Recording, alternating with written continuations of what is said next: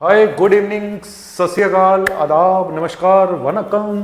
कैसे हो दोस्तों? मैं हूं आपका अपना डॉक्टर नवनीत कालरा।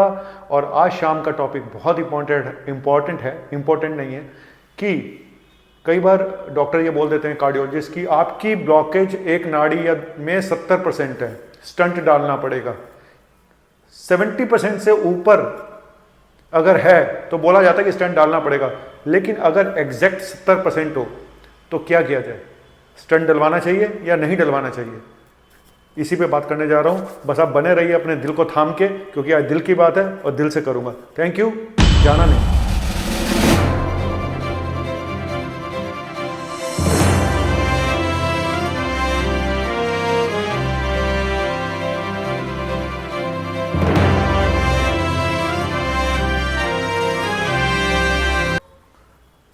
तो दोस्तों, टॉपिक बहुत ही कॉम्प्लिकेटेड है। आपको कुछ प्रॉब्लम हुई और आपको सलाह दी गई कि एंजियोग्राफी करा लो और आपको ब्लॉकेज निकाल दी गई, और निकाली गई क्या? पूरी 70%। आखिर 70% पे ही क्यों कहते हैं कि 70% से ऊपर हो तो स्टंट डालना पड़ सकता है, 70% से ऊपर हो तो बाईपास करानी पड़, 70% ही क्यों? इसके पीछे काफ़ी सारी चीज़ें हैं। फ्लूइड डायनेमिक्स है, फिजिक्स है, तो इसको छोड़ देते हैं।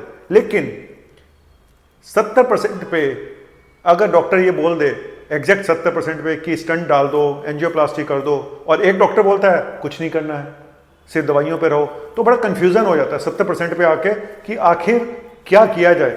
कई बार क्या होता है कि एक नाड़ी में 95% ब्लॉकेज है, उसमें तो स्टंट डाल दिया, लेकिन दूसरा 70% है, उसको छोड़ दिया। एक डॉक्टर कहता है जी बाद में डाल देंगे इसमें स्टंट, दूसरा कहता है जी कुछ नहीं करना, अभी दवाइयाँ खाओ फिर देखेंगे। तो इसी टॉपिक पे आज बात करूंगा, ठीक है? तो सबसे पहला मुद्दा तो यह है कि एंजियोग्राफी जो की गई, क्या वो सीटी स्कैन से एंजियोग्राफी की गई या वो इन्वेजिव एंजियोग्राफी की गई तार डाल के? क्योंकि तार डाल के जो एंजियोग्राफी की जाती है वो ज़्यादा एक्यूरेट होती है। उसका 70% का मतलब 70% है, लेकिन अगर सीटी स्कैन से एंजियोग्राफी की गई तो वो 70% की 60% भी हो सकती है, 80% भी हो सकती है। तो थोड़ा सा मुद्दा यहाँ पे है, हम इसको भी छोड़ देते हैं। हम ये मान लेते हैं कि तार डाल के की गई और 70% निकल आई, तो क्या करें? 60% निकल आई, 70 निकल आई, अब 70 का 72 भी हो सकता है किसी को, है ना? तो 2-4% तो ऊपर नीचे हो सकता है। तो इसमें क्या करना चाहिए? मेरे हिसाब से मैं आपको बताऊं तो बहुत सारी चीज़ों पे डिपेंड करता है कि आगे क्या करना है। सबसे पहले तो आपके सिम्टम्स, क्या आपको कोई सिम्टम है या नहीं है, या माइनर सा सिम्टम है और आप छोटी मोटी मेडिसिन हार्ट की लेके आप ठीक हो गए, ठीक है, कोई ज़्यादा प्रॉब्लम नहीं हो रही है, तो मेरे हिसाब से अभी आपको इंतज़ार करना चाहिए, अभी स्टंट नहीं डलवाना चाहिए, नंबर 1। दूसरा, आपको कोई पहले हार्ट अटैक नहीं हुआ है, कोई प्रॉब्लम नहीं है। एक पेशेंट है जिसको हार्ट अटैक हो चुका है, तो वो एक सीरियस पेशेंट है। एक पेशेंट को कुछ भी नहीं हुआ, उसने छोटा, उसको सांस फूलती थी हल्की फुल्की, या उसको चलने में थोड़ा सा प्रॉब्लम होती थी, तो उसने एंजियोग्राफी कराई तो 70% निकल के आ गई। एक डॉक्टर पे गया तो उसने बोला स्टंट डाल दो, दूसरे ने बोला अभी नहीं, अभी दवाइयाँ खाओ। देखो, ये सब चीज़ें डिपेंड करता है कि आपके सिम्टम स्टेबल एंजाइना है या अनस्टेबल एंजाइना है। स्टेबल एंजाइना का मतलब कि आप आराम से सारे काम कर रहे हो, आपके रोज़मर्रा के काम पे कोई असर नहीं आ रहा है, आप पार्क के 1-2 चक्कर लगाते हो या 3rd फ्लोर तक जाते हो तो आपको हल्का सा डिस्कम्फर्ट लगता है, और आप डॉक्टर ने दवाइयाँ शुरू करी तो आप ठीक हो गए, ठीक है? तो जहाँ पे थोड़ी बहुत दवाइयों से ही पेशेंट ठीक हो जाते हैं, उसको बोलते हैं स्टेबल एंजाइना। फिर पेन नहीं होता दवाइयाँ लेने के बाद, सब ठीक चल रहा है, ठीक है? तो स्टेबल अगर है आप, तो आपको एंजियोप्लास्टी की जरूरत नहीं है। और अगर रोजमर्रा के काम पे असर पड़ रहा है, पहले आप चल लेते थे ज़्यादा, अब थोड़ा सा काम करते ही दर्द, चलने में मतलब कि 4-5 कदम चले तो दर्द शुरू हो जाता है। डॉक्टर ने बोला तो था कि कुछ नहीं करना है, लेकिन अब थोड़ा सा चलने पे ही प्रॉब्लम शुरू हो जाती है, थोड़ा सा सीढ़ियाँ चढ़ते हैं तो सांस फूलनी शुरू हो जाती है। तो ऐसे केसेस में कायदे से दोबारा, अब आगे बता रहा हूँ मैं कि करना क्या है। ये अगर अनस्टेबल पेशेंट है, इस तरह के सिम्टम है, पेशेंट को शुगर भी है, बीपी भी है, फैमिली हिस्ट्री भी है, कोलेस्ट्रॉल भी हाई है, और इस तरह के सिम्टम अब बढ़ते जा रहे हैं, तो उसको करानी पड़ सकती है। सब कुछ पेशेंट पे डिपेंड करता है, पेशेंट के सिम्टम पे डिपेंड करता है, पेशेंट की बाकी कंडीशन पे डिपेंड करता है, पेशेंट की बहुत सारी बातों पे डिपेंड करता है कि क्या हमें इसको स्टंट डालना है, एंजियोप्लास्टी करनी है, नहीं करनी है। अच्छा, जिस पेशेंट को ये बोला गया कि आपकी 70% है और अब आप चुपचाप दवाइयाँ खाते रहो, अभी कुछ नहीं करना है, वो लोग पूछते हैं कि सर हमें कब तक दवाइयाँ खानी है? आपको हर साल अपना एक टीएमटी या स्ट्रेस इको करा के देखते रहना चाहिए। अपने सिम्टम पे नज़र रखो, जो जो आपकी प्रॉब्लम्स है उस पर नज़र रखो। अगर आप ठीक चल रहे हो बिल्कुल कोई दिक्कत नहीं है, और अगर आपके सिम्टम बिगड़ते हैं तो आपको बताना है डॉक्टर को, तो डॉक्टर उस समय फिर टेस्ट करा के देखेगा दोबारा से।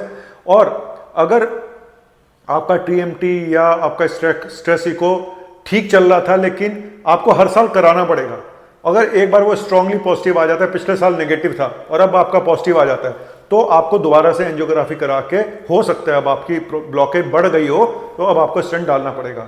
ठीक है, तो आपको हर साल मॉनिटर करना पड़ेगा उस चीज़ को। ऐसे नहीं कि छोड़ दिया तो छोड़ दिया जी अब तो हम ठीक हो गए, ऐसा नहीं है। आपको मॉनिटर करना पड़ेगा पेशेंट के सिम्टम के हिसाब से, उसके टेस्टों के हिसाब से, और टेस्टों में मैंने बताया टीएमटी या स्ट्रेस को हर साल आपको करा के देखना पड़ेगा। तो एक तो ये हो गया। दूसरा, दवाइयाँ वही हैं, मेन दो दवाइयाँ हैं, स्टैटिन और इकोस्प्रिन। उसके बाद बीटा ब्लॉकर्स या कैल्शियम चैनल ब्लॉकर। स्टैटिन्स में बहुत सारी हैं, रोजवास्टैटिन है, अटोरवास्टैटिन है ना। तो इस तरह से वो डॉक्टर डिसाइड करेगा कितनी देनी है, कितने नहीं देनी है, कितने मिलीग्राम देनी है। और साथ में एस्प्रिन दी जाती है, एंटीप्लेटलेट में क्लोप्टोग्रिल है वो भी दी जाती है। ये सब डॉक्टर डिसाइड करेगा कि पहले से प्रॉब्लम है तो क्या दवाई देनी है, अगर पहली बार हो रही है तो कितनी दवाई देनी है। लेकिन ये दवाइयाँ जनरली दी जाती हैं सिम्टम्स को रोकने के लिए। और आपको अपना लाइफस्टाइल भी चेंज करना पड़ेगा। जितने आपने ऐश करी है, सिगरेट पीते तो सिगरेट बंद करनी पड़ेगी, वजन ज़्यादा है तो वजन कम करना पड़ेगा, घी तेल कम करना पड़ेगा, सब कुछ करना पड़ेगा। तो दवाइयों के सारे काफ़ी साल आपके निकल सकते हैं, इसमें कोई डाउट नहीं है। लेकिन आपको अपने ऊपर क्लोज मॉनिटर करना पड़ेगा, आपको भी और आपके डॉक्टर को भी। बस ये मान के मत बैठ जाओ कि सब ठीक है अब मैं चौड़ा होके जीऊँ, ये नहीं। आपको डिसिप्लिन लाइफ चाहिए। डॉक्टर को भी आपके ऊपर बहुत नज़र रखनी पड़ेगी। डराना मेरा काम नहीं है, आपको समझाना है कि अपने सिम्टम में नज़र रखिए और हर साल अपना टीएमटी स्ट्रेस को जरूर कराइए और देखते रहिए कि ब्लॉकेज यहाँ से, क्योंकि हर साल तो हम एंजियोग्राफी नहीं करा सकते, ये हर बार एंजियोग्राफी करा लें, हर बार ये करा लें, ये नहीं करा सकते। तो ये टेस्ट हैं और सिम्टम्स हैं, इसी के बेस पे डिसाइड किया जाता है आने वाले सालों में आगे क्या करना है। Thank you very much. आपका अपना मुन्ना भाई MBBS।